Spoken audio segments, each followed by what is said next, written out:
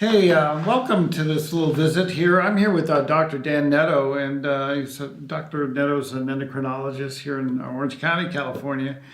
And our vision here is to just talk a little bit about what we can do as we get older to have as vibrant a life as possible. And so what I thought we'd do is just visit and see where it takes us. Dr. Nadeau, could you explain a little bit about what?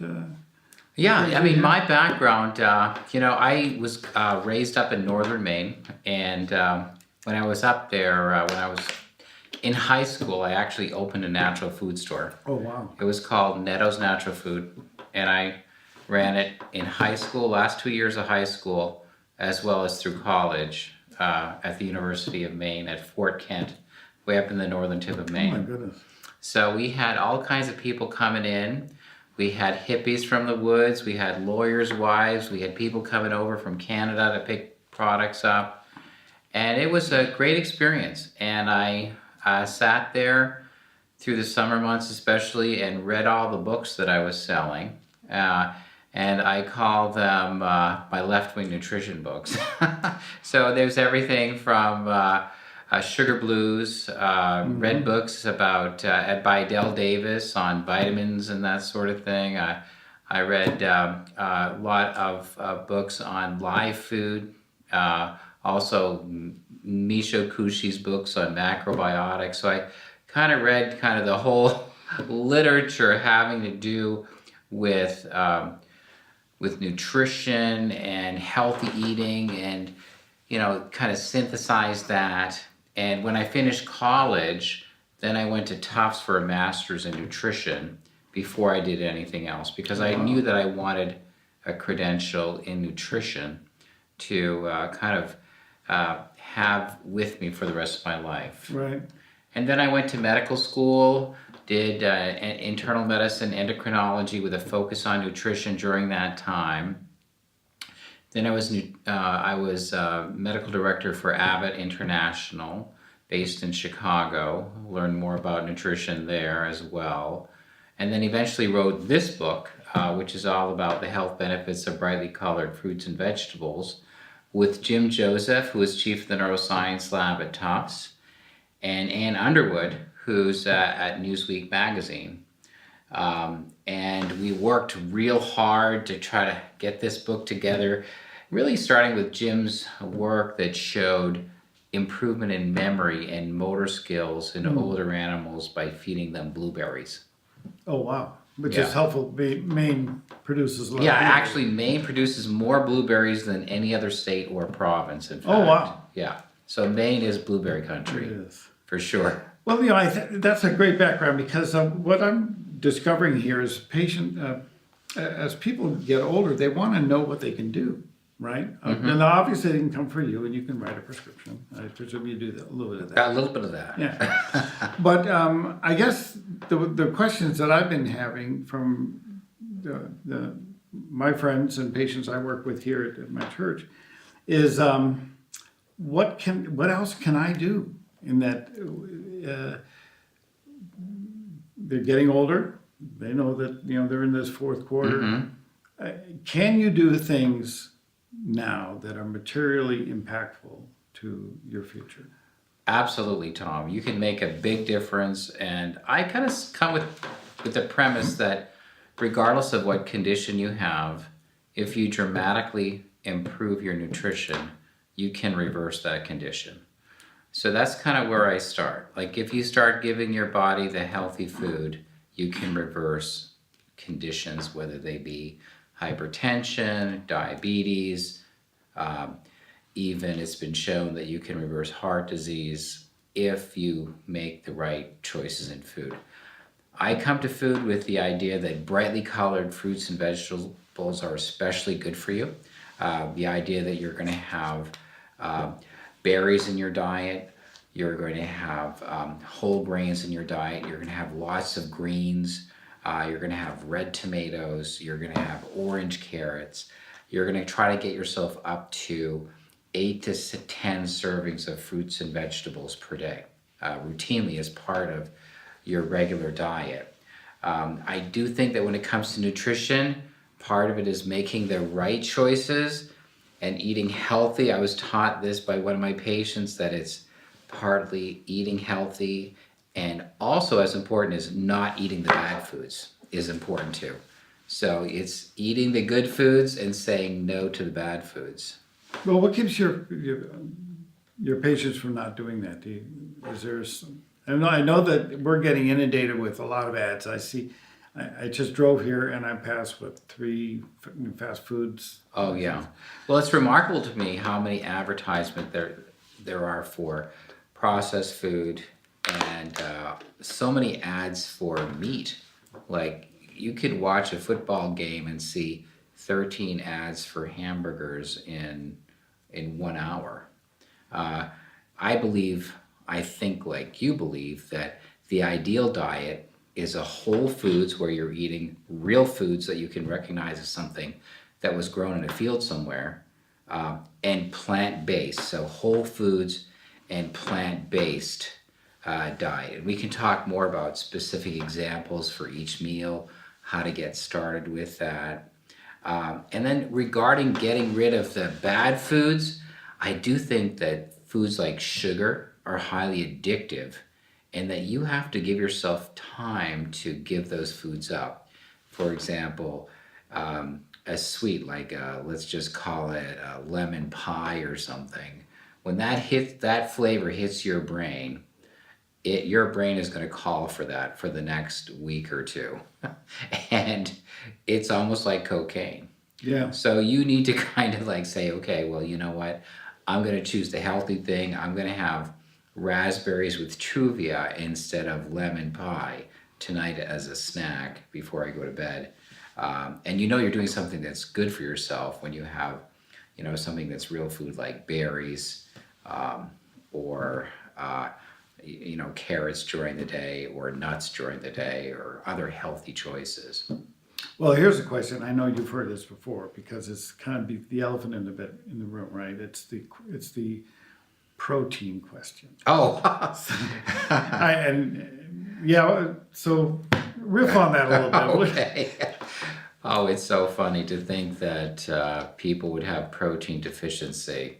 I mean, I think so many people have this idea that if they go, even one meal without having a dead animal on their plate, that they're going to have protein malnutrition by the next meal. Well, the reality is that if you have, a whole foods diet that includes some beans, some whole grains, some nuts, there's no way on earth you're going to have protein deficiency if you're eating a whole foods diet. Okay. It's just not going to happen. I mean, just think about it. Have you ever heard of the protein deficiency wing of a hospital? There's no such thing. I mean, whereas we have so many people who have focused on eating protein, and they end up in the coronary care unit of the hospital, and we have plenty of beds that are taking care of people who have significant heart disease. So you should be much more worried about ending up in the coronary care unit, and not worried about ending up in the protein deficiency wing, because there's no such thing, in our hospitals today. Well, as an endocrinologist, you see a lot of diabetes. Now, I see a lot of diabetes, that's for sure. And so, what's the solution for them? Yeah, well, I think what kills people with diabetes is really heart disease. So preventing heart disease is critically important. And I find that whole foods, the closer it is to coming right out of the earth, the better. And mainly plant-based diet. I find people, well, for one thing, those foods tend to be not calorically dense. They tend to have not a whole lot of calories. So for example, if you had a cup of fatty ground beef, that might have 800 calories. Whereas if you have a cup of fresh blueberries, that would have 80 calories. So really 1/10 the calories from eating, plant-based foods. They are naturally low in calories, and they help you lose weight. And people with diabetes, with weight loss, they can oftentimes reverse diabetes. It also helps to exercise as well, of course, to bring the blood sugars down. But I think low-calorie plant-based foods are really the best thing that people with diabetes can eat. You'll see dramatic reductions in cholesterol. People will feel better. Their brains work better. They just do a whole lot better. Well, and that's kind of where I kind of get in, is that, there's a medical issue here, but there's also the tactical issue. How do we motivate people, or do we at all? I mean, obviously your patients, I presume, want to get better. Otherwise, why would they be bugging you? But what are we missing in getting people to at least understand this and perhaps even adopt a lifestyle? What are we missing? Well, I think to me, it's when people grew up, I mean, they oftentimes had bad food, so you're kind of overcoming their patterns of eating. Right. One thing that's interesting is that a lot of people are going through about 7 recipes per week in their family. And they're having, maybe it's lasagna one night, they're having hamburgers another night, and they're kind of rotating through these recipes that they're having routinely. So one thing is try to replace those recipes. For people who are early on in the transition to a more of a plant-based diet, there are some wonderful meat substitutes where they wouldn't even know they've actually made the switch. Right. Like from Gardein, you have ground beef type products. You have field roast frankfurters, which taste exactly like hot dogs. You have Eve's pepperoni, which you can make a pepperoni pizza, which tastes exactly like a pepperoni pizza, except it's not going to have the meat on it. So this is a good transition point for a lot of people. As we mentioned earlier, there's so much advertising for people trying to get them to eat the Cheetos, to try to get them to drink Coke, to try to get them to have red meat. Virtually with every meal. So that's one approach, is kind of changing those recipes around at night. Another thing is, well, what are you having for breakfast every day? What's the really, the best choice for breakfast? I try to get people to approach each meal as really being very important. What's the best food that I can have at this meal today? And for me, like for breakfast, that might be a blueberry smoothie. Mm-hmm. I also like the sprouted wheat bread, which are the sprouted multigrain bread, Food for Life Ezekiel English muffins. They have 23 different kinds of seeds and grains in them. They have a very low glycemic index. I'll put a little bit of peanut butter and fresh raspberries with Truvia. And that to me tastes really wonderful, and it gives you some fresh berries, gives you the crunch of a toasted English muffin as well. So every meal that you're looking at, well, what's the healthiest thing I can have today? I think it's very confusing for people because they're often told, go low carb, go low carb, go low carb. I think people need to kind of dismiss that idea. I think it's important to go with no processed sugar and white flour. But generally speaking, carbohydrates, if you look at places where people live the longest, like where they routinely live to be 100 years old, like Okinawa, Japan, for example, I mean, they get 70 or 80% of their calories from carbohydrates. Their main food source traditionally is sweet potatoes. Oh, really? So, and these people routinely live to be 100 years old. And they eat, very little meat. They eat, plenty of beans like soybeans, tofu, makes for some protein for them. They eat a lot of green vegetables and so on. But they live to be 100 years old. And that doesn't come from having a lot of butter, having a lot of meat, because, people in the Western world typically are dying of heart disease. Preventing heart disease is just so important. Mm-hmm. Absolutely. Well, I was raised in Ohio, which is a dairy state. Mm. And so, and oddly enough, turning off the dairy wasn't the problem. But the challenge I hear that I went through and a lot of others have is this issue with the cheese. And I was wondering, is there something within cheese that is a little bit more toxic than? Well, I think cheese does have an addictive value to it. Is that right? And a lot of people there actually are addictive components within cheese. So it is sometimes a bit hard for people to conceive of giving it up. But what I find with cheese, I think it's a very pro-inflammatory food. It's a food that was designed by nature to be consumed by baby cows, not by adult humans. And it's remarkable to me when I see people who are eating dairy products, they oftentimes have a lot of mucus formation, they have asthma, they have upper respiratory issues. If they're teenagers, they have a lot of acne. And as soon as they give up the dairy, they give up the cheese, they give up the milk, their skin clears up and their respiratory problems disappear. So I think people don't realize that the GI tract is really one big lymphoid organ. So it's really connected to the immune system. And when you have milk or dairy or cheese, boom, it turns on that whole system. And suddenly IgE is released. Your body's saying, what is this stuff? A lot of mucus formation, more inflammation in the skin. And oftentimes if people can make that connection, well, boy, every time I eat dairy, I notice I'm having more mucus, or my acne is worse.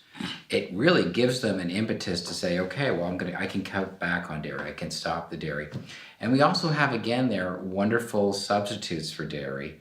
We have almond milk, we have soy milk, we have cashew milk. We have cheeses now that are made from fermented cashews that taste just great, available in mozzarella, cheddar, as well as spicy Monterey Jack style cheese as well. And they taste great. You can put them on pizzas, and it's totally dairy free, and makes for a much better choice than dairy. And people, I think, often find these milks actually taste better than milk itself. And they don't have the kind of reaction that they had before. So I think once people make that connection to dairy and some of the problems they're having, it's much easier for them to kind of kiss it goodbye. Well, your colleagues, I guess, they think you're kind of weird with this. I mean, when I was talking to my physician about my, being a whole food plant-based, the default is, well, you can't depend on patients changing their behavior, which I thought was, maybe so, but what if you're wrong, right? And my background's in economics, so my sense is people discount the risk of what's the chances I'm going to get hit by a bus, right? Or I'm going to come down with cancer, and so I behave with a certain flippant view that that's not going to happen to me.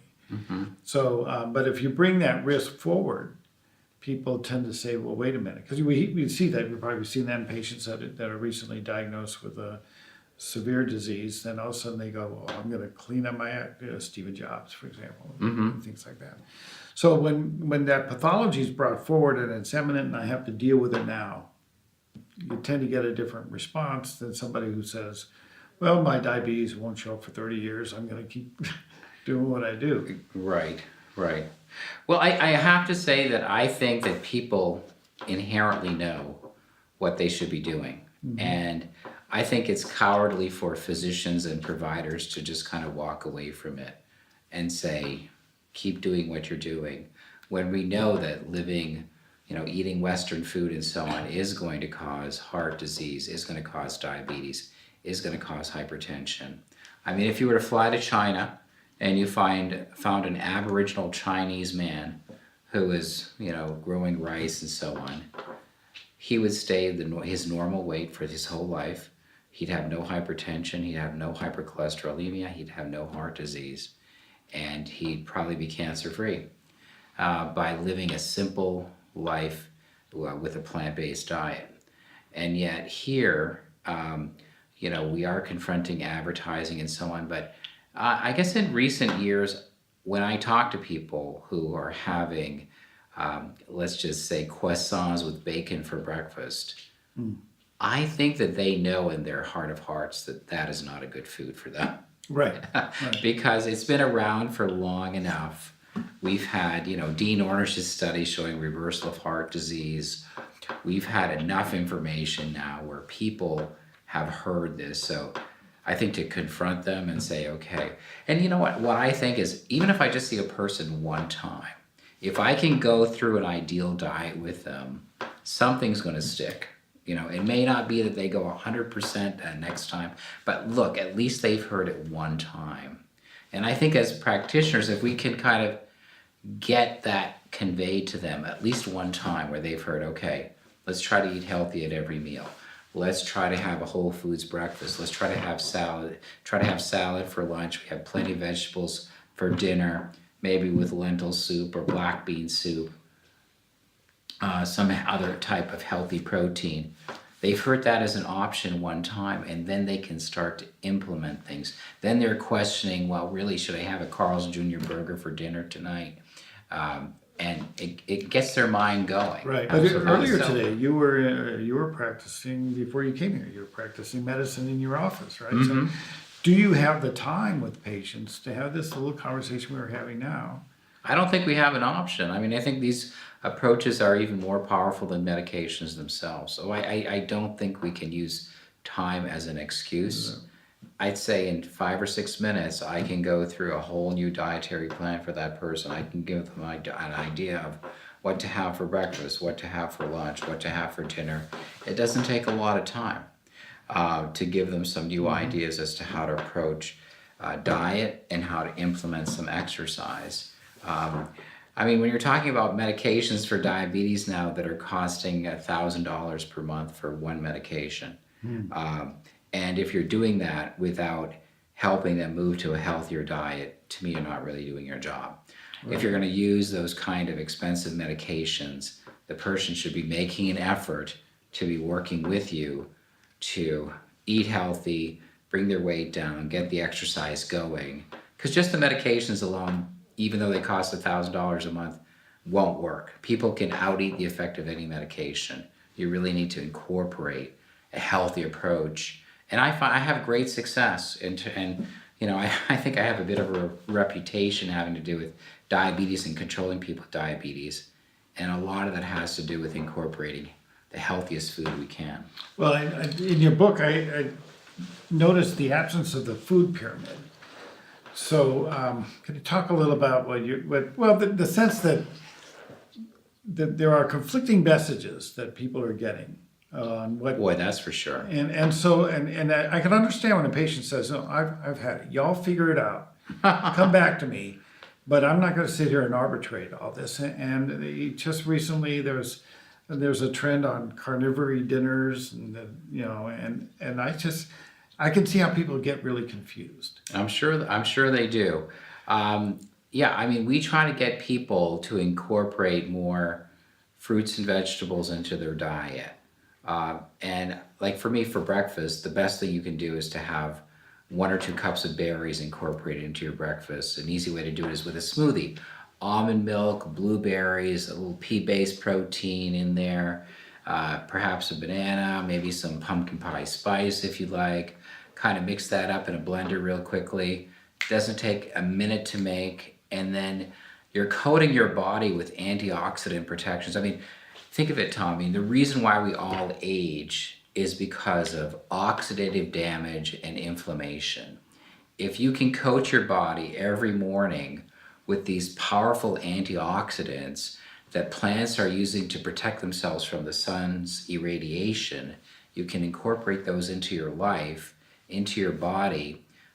You can protect yourself from virtually every major disease that we come across. If you think about cancer, it's from DNA damage. You can protect from that. If you think about heart disease, it's oxidized LDL cholesterol. You can protect yourself from heart disease. You can protect yourself from Alzheimer's disease because that too comes from oxidative damage to the brain. Mm-hmm. And if you can protect your brain, you can protect yourself. I mean, you yourself, your identity, who you are, is all in your brain. And to be able to protect yourself with healthy food every day is just so important. So to get those berries in, get those salads in, I mean, this is protecting who and what you are. I must say, sometimes I see people who describe their diet and it's like, wow, they don't really eat any food. They just eat food-like substances kind of thing. Yeah. They eat Cheetos, which really isn't a food. Anything that comes in plastic to me is very worrisome because it's not really necessarily a food. Or they eat salami, which is, I always think of salami as something that they're kind of scraping off the floor of the Kind of looks like of that, doesn't it? It's like, of the butchery place.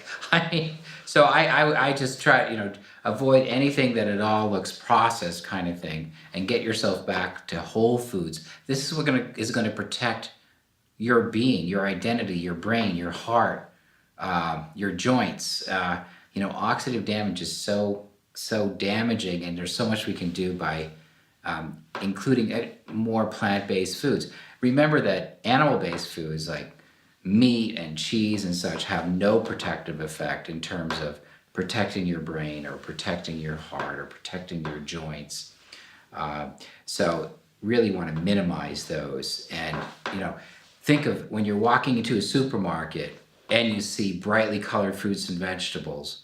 They draw you to them because they're brightly colored, and they should, because they are what's going to protect you from damage in the long term. They're going to protect your eyes, your brain, your heart. So move towards those. Fill your basket with those. Pick up some beans and maybe some whole grains, and you're good for the week. well, and I have to say, my personal experience on this is one day I pulled down an article on, it was an econometrics article by Nissan Taleb, and it was just a brilliant piece. And I'm reading this thing, and it was pretty complicated math. And but in college was a while ago for me. So, but I'm looking at this thing. And But you're above average, Tom. You're smarter than the I'd average. like to bear, think I would so, say. but I look at this thing and I go, I get this, I understand this, and it was a kind of a moment where I recognized that having made that change from a standard American diet to a whole food plant-based diet was having a material impact on my ability to concentrate and be able to understand complex systems. And so stepping beyond that, I'm involved with an adult day program here, and I'm thinking, is that one of my participants at this adult day program used to be a biochemist. Broke my heart. She was just a lovely woman. You mentioned a little bit about Alzheimer's. To what degree can we hope to impact that? Oh, you can have a huge impact on Alzheimer's disease. I mean, there are experts who are neuroscientists who really think that people really bring this on to themselves. Is that right? I mean, let's just say you wake up in the morning and you have Pop-Tarts for breakfast. Well, you basically have had no antioxidants, no brain protection. Then you go on to lunch and you have, beef and cheese and a white bun. Again, no antioxidant protection. You go on to dinner, it's white flour, more dairy products, no antioxidant protection. And it's amazing to me people can kind of live on processed foods like that and still survive from day to day. The body is very resilient, but really what it needs are healthier foods. It needs those berries, it needs the salad, it needs a lot of plant-based foods to really thrive and stay healthy and give you those antioxidants that the brain really needs. I think the brain is most vulnerable because it is just pouring through so much glucose. It is just burning up and creating a lot of free radicals of oxygen. There's a lot of potential damage going on. Mm-hmm. People who study Alzheimer's disease, they oftentimes look at the amyloid that's being laid down and these other tau proteins and so on that are laid down in the brain, and they think they're doing the damage. Well, I will say there's a whole other group of experts who think that really this is all coming from the oxidative damage, and these proteins are being laid down to protect the neurons from the oxidative damage that's going on. Oh. And studies where they actually are able to use antibodies and high-tech techniques to not have any amyloid appear in the brain does not protect people from Alzheimer's disease. There's something else going on. And people, I mean, as far as protecting the brain, they've shown in animals, you feed them blueberries, they actually have more new neurons developing. They have, more, their brains basically stay normal, whereas they deteriorate otherwise. So people who have a family history of Alzheimer's disease who want to protect themselves need to, again, go one meal at a time. What's the best thing I can have? I'm going to have some berries for breakfast. I'm going to have some salad at lunch. I'm going to have green tea in the afternoon.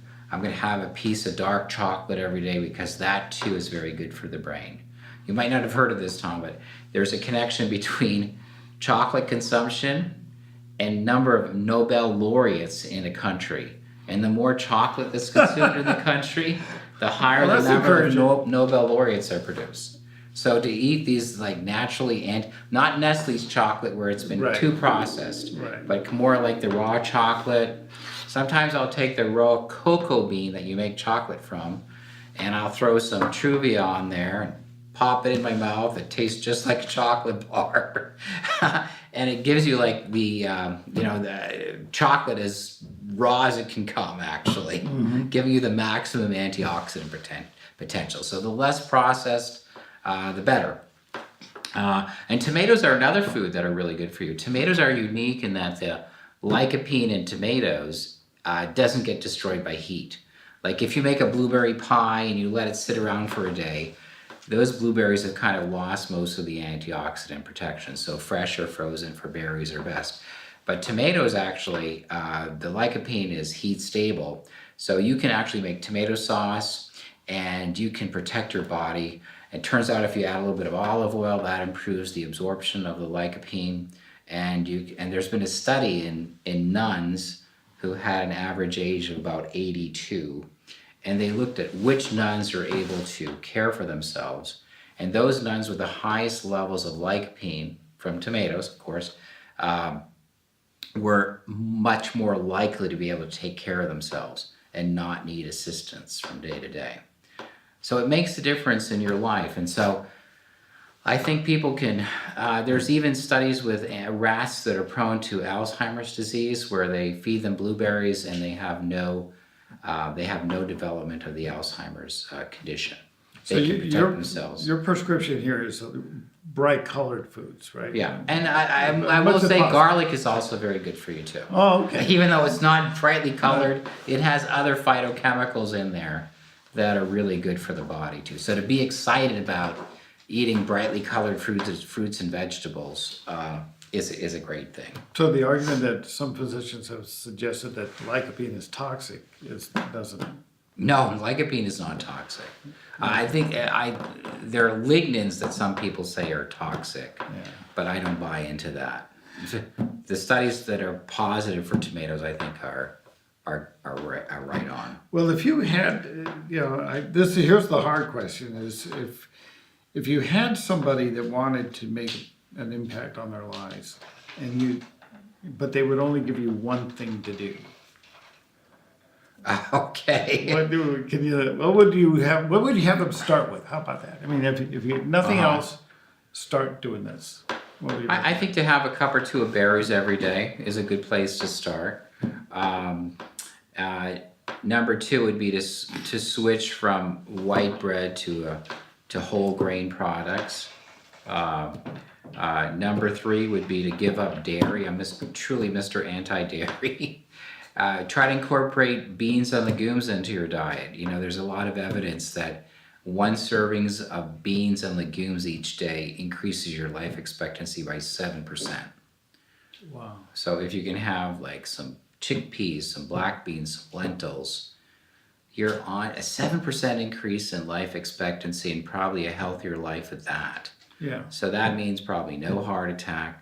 That means, 7%. That's like instead of living to age 70, you live to age 77. Or so. Mm-hmm. So that's a big impact in terms of, and you want quality years as well. You don't want to have a heart attack and end up with heart failure. And you're an expert on heart failure and weight.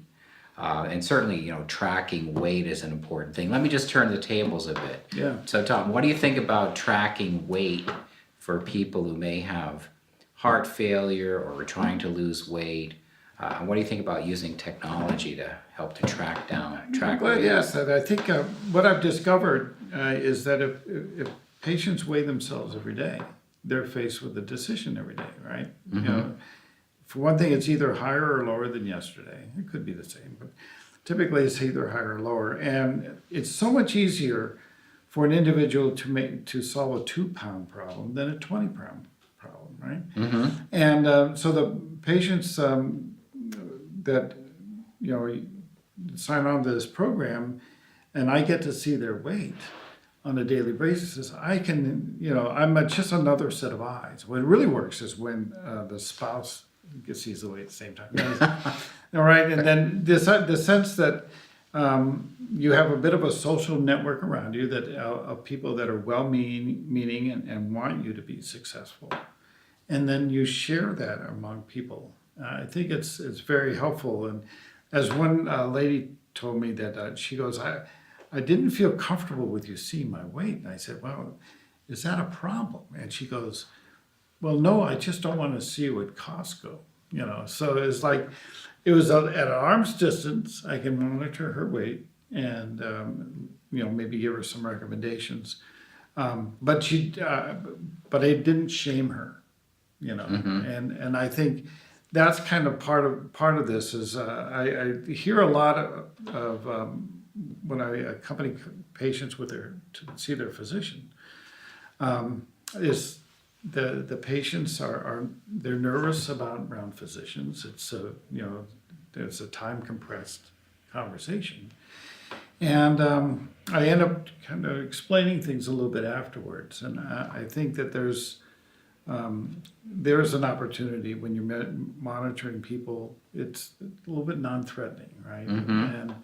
And those are the kind of things that, looking forward when we're talking about a larger population of people, what we can do to help. And so make small decisions. And I think that kind of dovetails back into what you were recommending is, don't swing for the fences. Start with blueberries every day. Mm-hmm. Now, does it make a difference if they're frozen or fresh? They can be fresh or frozen, actually. Both are good. Okay. If you made a blueberry pie, then you probably lost most of the benefit of it, Most of the benefit. unfortunately, because cooking, as with most plant phytonutrients, tends to destroy them pretty well, except for the tomatoes, of course. Yeah. Well, the vision here is here in Orange County, Orange County, California, are in a unique position in that, at least within California and perhaps the Western United States, in that the average age of our population is growing. The fastest aging county in California, probably in the West. And that last few years of a human's life is either they're going to be fun or it's not. And we don't want, as this one show mentioned, we don't want them to die longer, right? We want to actually have a vibrant life. And trying to educate folks into what can be done and then help them in accomplishing that. I know medicine's all happy about teaching stuff. We'll always have a class, right? But that's kind of like the sound of one hand clapping. I mean, it's like, people need more. And to be able to move that beyond just teaching what we recommend would be kind of... I think you're right, Tom. I think I remember reading a book by Dean Ornish, and many people approach when they give dietary advice. They'll say to go really slow, don't challenge the patients too much. But I would say, and I think you agree, to try to make wholesale changes if you can.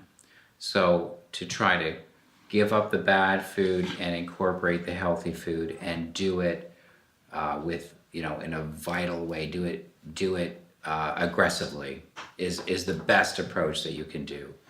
Like if somebody tells someone, well, let's just cut back on that angel food cake that you're having after every meal.